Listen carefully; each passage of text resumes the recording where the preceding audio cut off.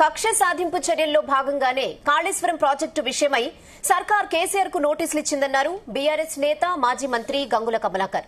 Kaleshwaram commission ముందు హాజరు కావాలా వద్దా అనే విషయమై న్యాయ సలహా తీసుకుంటామన్నారు. కేసీఆర్ కు నోటీసులు ఇవ్వడం వెనుక సర్కార్ కుట్ర ఉందని ఆరోపించారు గంగుల కమలాకర్.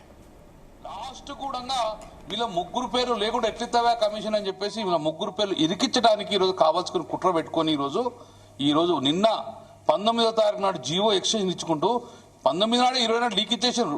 20వ తారీఖు నాడు నోటీసు ముట్టక ముందే నోటీసు ఇచ్చడం అంటే ఇలా పైశాచిక ఆనందం పెట్టుకుని తెలంగాణ రాష్ట్రం సంపదన పెంచిన కాళేశ్వరం ప్రాజెక్టు మీద విషయం జిమ్మెట్లో భాగం కాబట్టి దయచేసి తెలంగాణ సమాజం మొత్తం కూడా ఈ కుట్రను కాంగ్రెస్ పార్టీ రాకముందు ఎంత ఎడారి పందంగా ఉన్నదో కాంగ్రెస్ పార్టీ మళ్ళా వచ్చినాక అదే ఎడారి పందంగా మలిచిన ఘనత కాంగ్రెస్ పార్టీ కాబట్టి ఈ కుట్రను బహిర్గతం చేయాల్సిన అవసరం ఉంది. డెఫినెట్ ఈ కుట్ర ప్రజలకు తెలవాలి.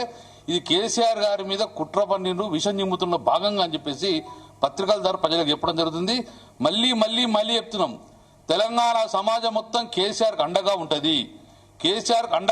కేసీఆర్ కు స్ట్రెంతే తెలంగాణ సమాజం కాబట్టి ఇలాంటి ప్రేరాపలు బంద్ చేసుకోండి. కేసీఆర్ వ్యక్తి కాదు, శక్తి సమాజం కాబట్టి ఇటువంటి ప్రేరాపలు బంద్ చేయండి. కేసీఆర్ గారు నోటీసులు ఇస్తే అది మీ మీద మూవటట్టుగా మేము భావిస్తున్నాం. మాకు జూన్ 5వ తారీఖు వరకు సమయం ఇచ్చిండ్రు. మేము కూడా ఇంటర్నల్ గా మాట్లాడుకుంటాము. డెఫినెట్ గా అడ్వకేట్స్ తోటి జ్యుడిషియల్ గా మేము మాట్లాడుకున్న తర్వాత డెఫినెట్ నిర్ణయం తీసుకుంటాం. కేసీఆర్ గారు డైరెక్ట్ బయట చెప్పేస్తారు. నిన్ననే జరిగింది కాబట్టి అందరితో మేధావులతో మాట్లాడుకోవాలి, మైంటల్లో మాట్లాడుకోవాలి, న్యాయ సలహాలు తీసుకోవాలి. తీసుకున్నాక డెఫినెట్ గా కంక్లూజన్ చెప్పగలుగుతుంది.